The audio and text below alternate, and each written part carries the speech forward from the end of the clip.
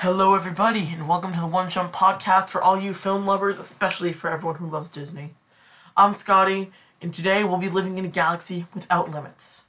And I have spoken, because today we're covering The Mandalorian Episode 1 and Episode 2.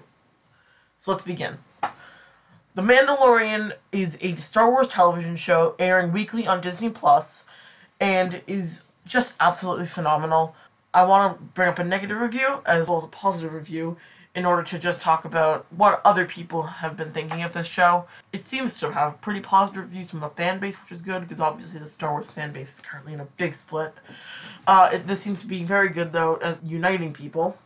Negative review comes from Sam Adams from Slate, who just writes, 39 minutes of mediocre Star Wars. Now, I mean, he's not wrong here, depending on what his definition of mediocre is. If he was expecting really action-heavy, super fast-paced, then I can understand how he'd be disappointed. But the show is a Western. It's a Western space opera. So, if that's what he was going in for, I don't understand if he was disappointed by that, or if he was misinformed going into the review. I personally disagree with Sam's review. A positive review is from Alan Steppenwall from the Rolling Stone, who writes, "Fun is probably the best word I can apply to this compact Mandalorian premiere. Favreau and Filoni do an effective job introducing us to this corner of the franchise and to the rough, desperate circumstances of our title character." This review is something I could not agree with more, as it perfectly highlights what this show is. It's about living after the Empire and before the New Republic has really been able to establish itself, so the galaxy is without limits, there's no laws. And obviously, the Mandalorians, we know what happened to them during the reign of the Empire. They suffered severely. So now that that's gone, what are they doing? It seems to almost be like they're in hiding, because we see the Mandalorian go to a certain place in this episode. I'm keeping it spoiler-free for now. We see him go to a certain place that has his people there, which is not something that they would do if they were welcomed in the world. And of course, that means that our title character, whose name we don't know yet, is rough. He's not living the best life that he can. He's a bounty hunter, picking up cheap little bounties for people who's probably not even paying him that much. He's just doing what he can to make his way in the world. The synopsis for this episode was, a Mandalorian bounty hunter tracks a target for a well-playing client. And this, honestly, sums it up perfectly. It's 12 words, and sometimes when you look at TV episode synopsises, sometimes they give away the whole plot of an episode, or they do nothing. And this does nothing, and I think that's completely fine. When it comes to The Mandalorian, it's not something that you want to know a ton about going into. Or at least with experience that I've seen, people don't want that experience. The Mandalorian is something you should be able to discover and just be able to follow and enjoy without having to look into this deeper world of Star Wars. Obviously, you're going to enjoy it more as a Star Wars fan, but if you don't like Star Wars that much, but you think The Mandalorian looks interesting, I would say watch it. Go for it. You don't need a huge, vast understanding of the Star Wars universe. Anybody could watch this. I bet some people could even watch it and not know it takes place in the Star Wars universe. So obviously I'm keeping it spoiler-free right now, but this episode is really good. The Mandalorian premiere is everything I could have wanted from a Star Wars Western. Pedro Pascal is phenomenal, even though we never even see his face. He does such a great job at portraying a deep character without having to use any facial expressions at all. Just through his dialogue and what he does and the way he does it, you can understand who he is. I don't know who said this, but somebody said in an interview, in Star Wars up until now, there have been definite light sides and definite bad sides. The Mandalorian is what's going to establish that in between. And I love that, and I believe it perfectly encompasses what the show is about. Not everyone's 100% good, and not everyone's 100% bad either. There are people that lay in the middle, and that's who the Mandalorian is. He's getting bounties for killing people. What he does, and just the way he does it, is all just insane for Star Wars. Now, there are so many bounty hunters that we know of, like IG-88, Bosk, Boba Fett, and in the new canon, we haven't seen them do much. There are even some rumors that Jon Favreau wanted to develop a Boba Fett show, but he wasn't allowed to, so he's decided to focus on a random Mandalorian. Which I think is really cool. I don't know, I personally think Boba Fett's an overrated character. I don't know. I think cool character, but not enough to him to make him your a favorite character. But of course, everyone's different. It's just my opinion. So, this episode is great. I want to end the spoiler-free aspect of the episode because there's so much to cover in this. The Mandalorian episode 1 is phenomenal.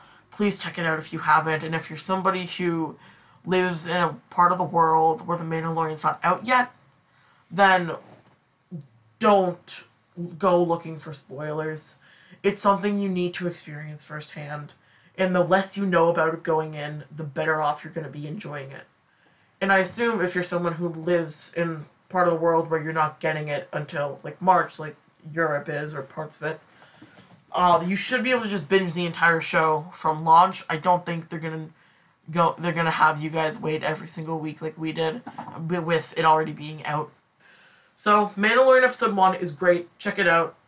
And we are now entering spoiler zone, so if you have not seen it, please leave now. I'm gonna go 5 seconds. I'm gonna count down from 5, and that's when spoiler talk begins. 5, 4, 3, 2, 1. Alright, everyone who has not seen it yet is gone, which means that we can now talk about what I wanted to talk about throughout the 7 minutes and 37 seconds that I've been recording, which I have not been able to, and I think we all know who that is. It's Baby Yoda. Baby Yoda, I never would have expected this in a million years. When I was about to watch a show called The Mandalorian, I thought all we were in for was seeing the rough side of Star Wars. Just about a guy trying to make his way in the world, doing whatever he has to in order to do so. But no, the first episode ends with a child from Yoda's species being discovered. And I was mind blown. If they're going to even talk about something like this, I would have expected it in Season 2 or the end of Season 1. If you're going to end your first episode with such a bomb like that, then they're doing something right. Because if I never saw that coming in a million years, I'm a very big Star Wars fan, I tend to know a lot and I can easily predict what's going to happen. I just did not see it coming at all. And he's so incredibly adorable. Everything about him is great.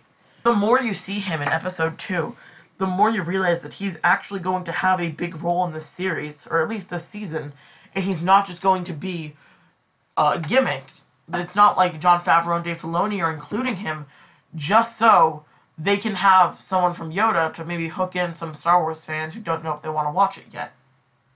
They clearly have something to do with this character, even though he can't speak and can barely walk. It's absolutely insane what they're going to be able to do with him just off of these first 2 episodes. And he was barely in the first episode for more than a minute, if that even. Now that that's out of the way, I also want to talk about Kuiil, who is Nick Nolte's character, who was just great, and he is in episodes 1 and 2, and I really hope that he sticks around throughout most of the season, because it seems that after episode 2... Now, Kuiil is an Ugnaught, played by Nick Nolte, who is iconic already for the line, "I have spoken," which obviously has blown up over the internet. People are already in love with this guy, and I honestly completely agree. Now, it seems like for most of the co-stars in The Mandalorian, most of them are only going to appear in a few episodes. Like, there's so many people who are listed as having co-star billing.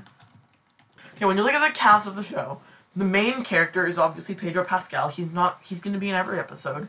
Then a co-star, you have Carl Weathers as Grief Karga, Werner Herzog as the client, Omid Abtahi, probably butchered that name, as Dr. Pershing, Nick Nolte as Kuiil, Taika Waititi as IG-11, Gina Carano as Cara Dune, and Giancarlo Esposito as Moff Gideon. All of these people are receiving co-billing, or co-starring billing, and Gina Carano and Giancarlo Esposito have not appeared yet, and Taika Waititi, Omid Abtahi, Werner Herzog, and Carl Weathers have all been in 1 episode, and the only person who has been in 2 episodes getting co-starring billing is Nick Nolte as Kuiil. He's such a great character, but if they're going to do this and have him feature so prominently in the first 2 episodes, I don't know how many other episodes he's going to be in. Again, Because 2 of our co-starring characters have not appeared yet. 4 of them have only been in one of the 2 episodes. So I don't know if co-starring just means you appear in more than one episode. Because I'm going to assume that all of these people will be appearing in more than one episode. But I don't know. Could co-starring just mean they have a big role to play in one episode at least? Because I don't know if Nick Nolte is going to be back as Kuiil. It seems like the plot is going to move away from whatever planet that Kuiil lives on. I don't know which one it is. I think it might be Ryloth. I'm not sure. But it seems like the plot is moving away from there. And in episode 3, the Mandalorian is going to go and try to return Baby Yoda to the client, or Greef Karga, but he's going to have a change of heart, and eventually not, I feel. Because Baby Yoda seems to be having an effect on him as well. So I don't know what's going to happen with the co-stars, and I think the way they're doing it is, I'm not going to say it's bad, but it's kind of weird. Pedro Pascal, always number 1. And then everyone else just based off of appearance. I thought that there would be like a set order of the cast, but apparently not, and they're just going to have everyone appear by the order they're in the episodes. So I guess that's kind of cool. IG-11 was also great. He's described as a naive bounty hunting droid who possesses conversations in a precise and literal manner. And if you're gonna have someone voice him, Taika Waititi is the perfect person to do it. I recently watched Jojo Rabbit, the weekends that I'm recording this, and he's just so great in everything he's in. He directed Jojo Rabbit and starred in it. I believe Taika's directing the season finale of The Mandalorian, and he also voices IG-11, and of course, director of Thor Ragnarok and voicing Korg. Yeah, that's all I've seen from him, but just everything has been great. I feel like everything Taika Waititi touches is gold, and if he's on board with The Mandalorian, then I think that just means it's great. Now, episode 1, it was short. Not as short as episode 2, but I'll talk about that later. It was very short, but they're establishing the story that they want to tell. And I think that's good. If they don't, or it's not like Disney Plus was saying to them, this has to be over 45 minutes. No, they were allowed to do whatever they want with this show. It seems like there were not that many creative limits for them, which is probably great for Jon Favreau and Dave Filoni. Now, Dave Filoni's been involved with Star Wars for years, but Jon Favreau, this is his first time being involved with Star Wars, other than voicing Rio in Solo: Star Wars Story. This is his first time taking it behind the camera, and I think he's doing a great job. And if he continues like this, then I think that we are definitely in for a great show. Now, I've been going on episode 1 for a little while. I'll talk about a few more things, and then we're going to focus on episode 2. The opening, I thought, was great, as it perfectly establishes what the show is going to be. I keep saying that, I know, but I think that really is the point of this episode, and it should be the point of any pilot of a TV show. They need to establish what the show is. If you can't establish anything in your pilot, then you're doing something wrong. But this pilot is perfect for saying what this is about.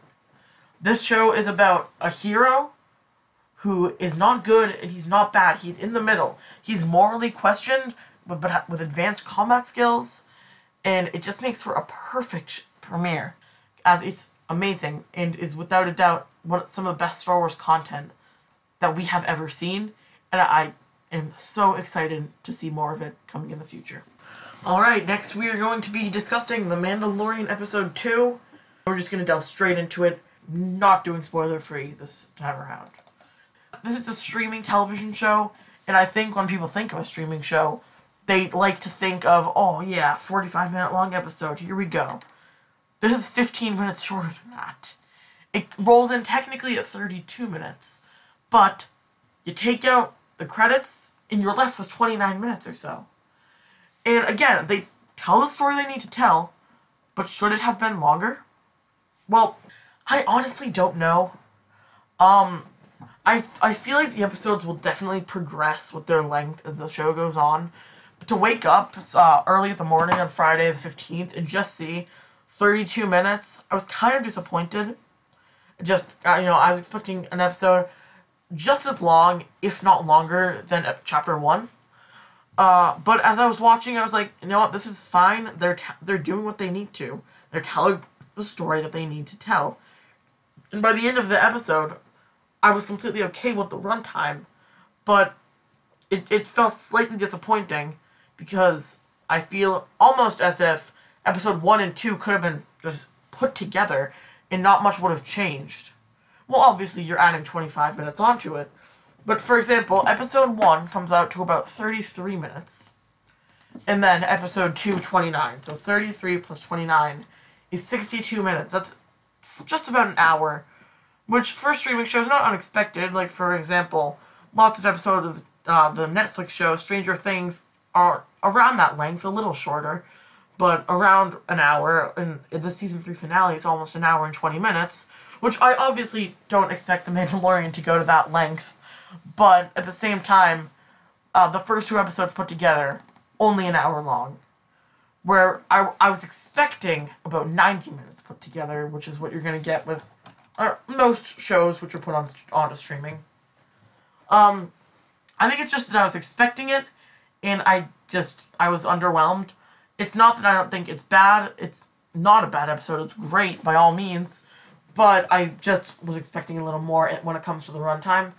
I think it was just false expectations set by me, so I don't blame Disney or Jon Favreau, Dave Filoni, anyone.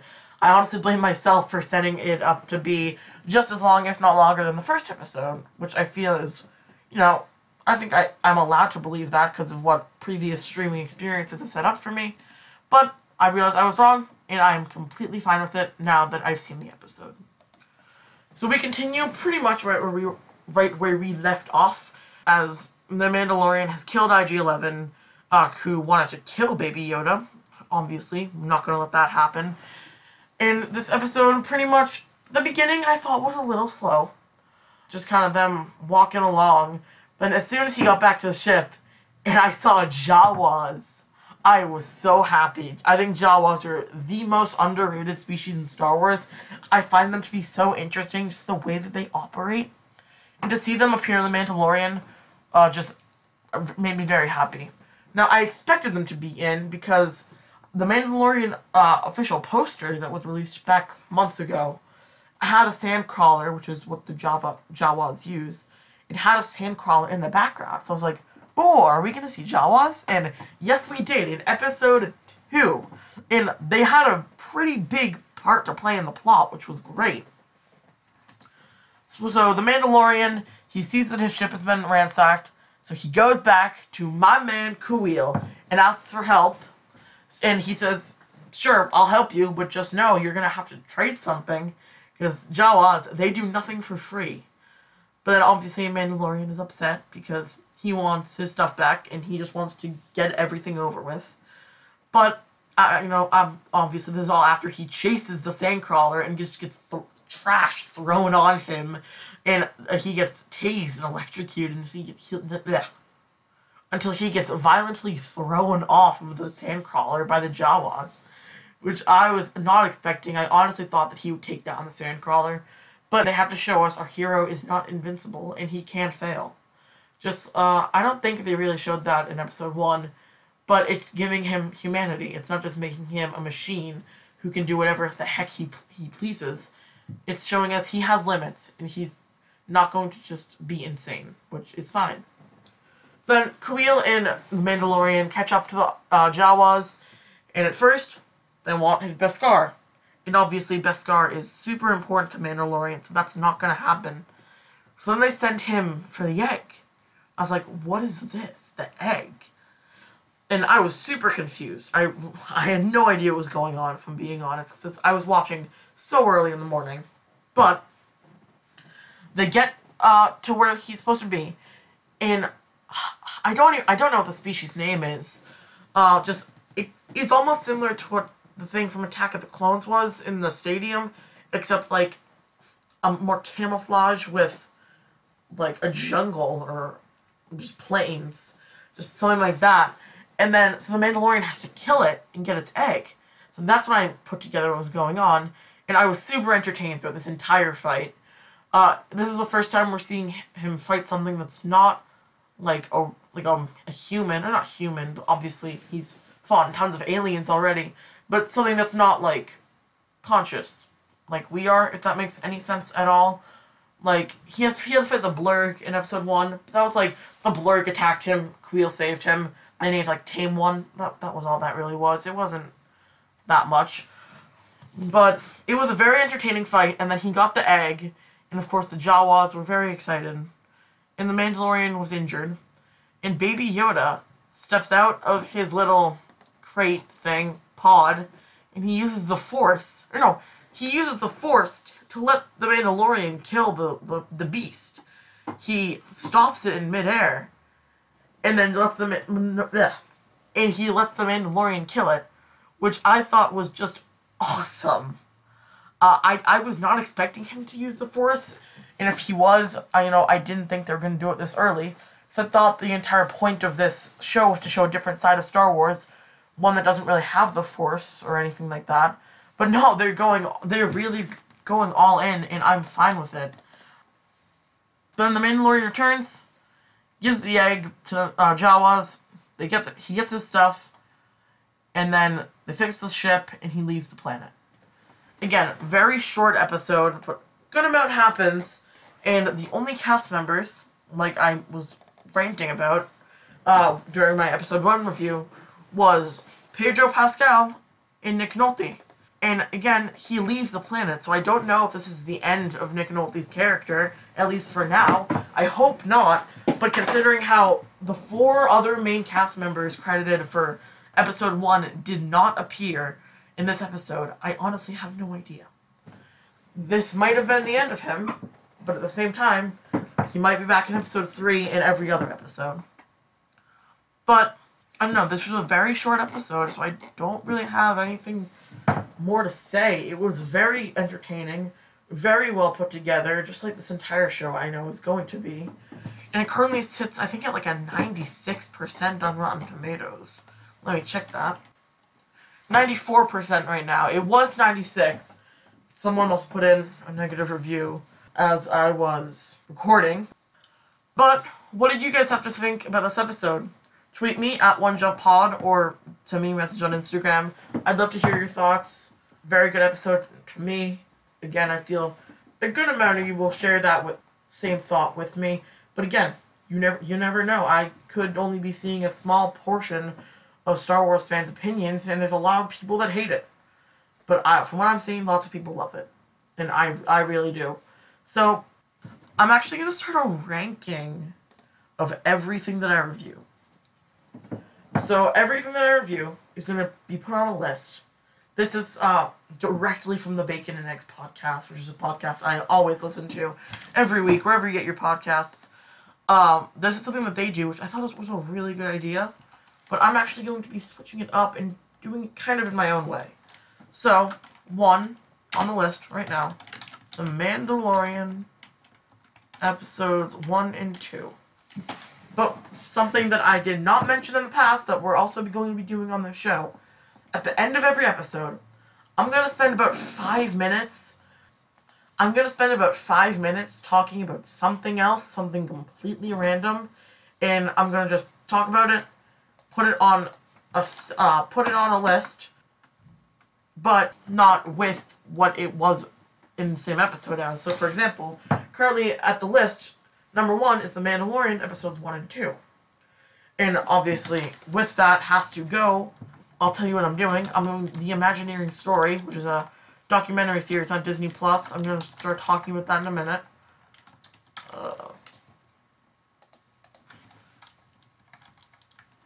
The Imagineering Story.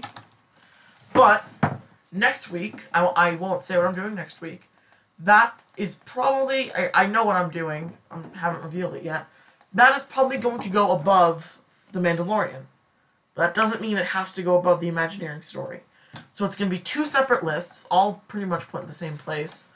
And I really hope that you guys like this. And also, I'm going to be making a separate list where the audience, I know I don't have a ton of viewers, this is the episode, you guys, if you tell me your thoughts on The Mandalorian episodes 1 and 2 and or the Imagineering Story. I will put that on another list just of my thoughts on what you guys thought of it. Just seeing what you guys seem to prefer as a general audience. That will be on another list. Completely separate from this one.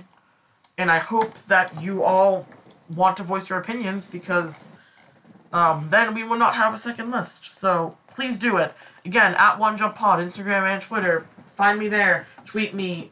Tag me in an Instagram post. DM me. Whatever. Just tell me what you think.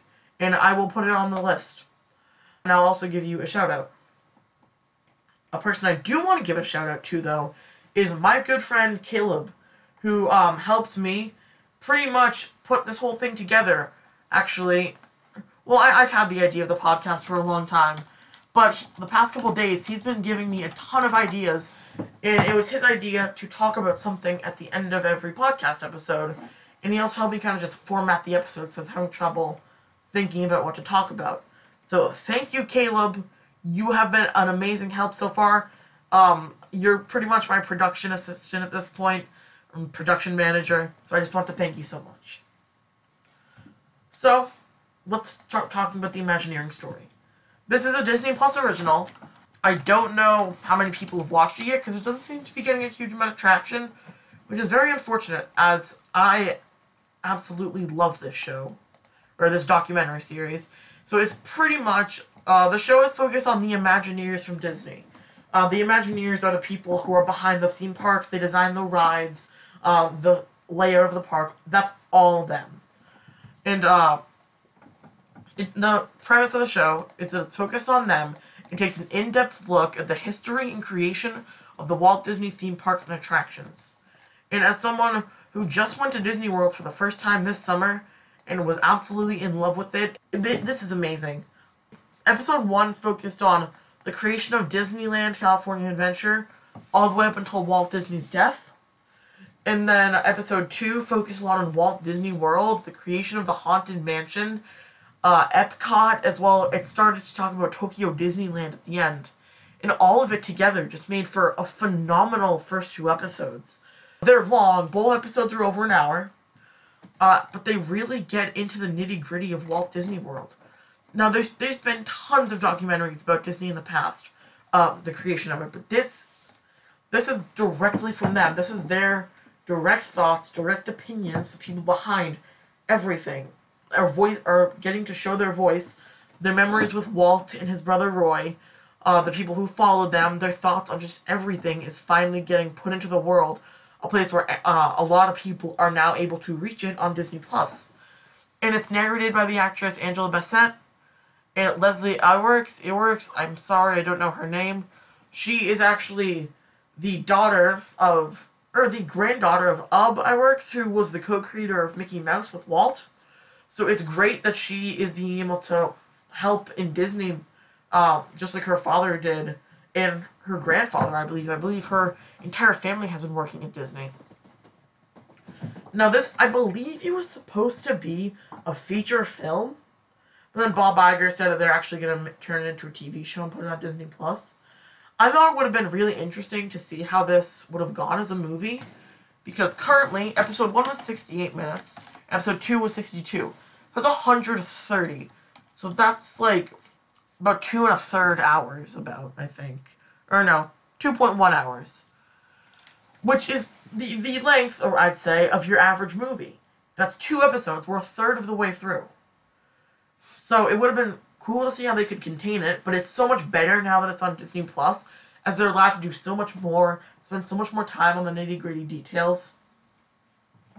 I love it. This is great. Again, just like The Mandalorian, only the first 2 episodes have come out, and this one only has 6 instead of 8. So I'm very excited to see where this one goes. Alrighty, that's it for today's episode. Thank you so much for listening. Follow me on Instagram, at OneJumpPod. It's the same place on Twitter that you can find me. Next week's episode will be coming out on Tuesday. I know what I'm doing. I actually have pretty much until the end of 2019 planned, but have not talked about it yet to the public, or not. I have not revealed that to you guys yet. You'll probably find out over the weekend. I will be posting it on my social medias. Another reason to go follow me. So with that, I've been Scotty, and I've been the host of this podcast, and I will see you all next week.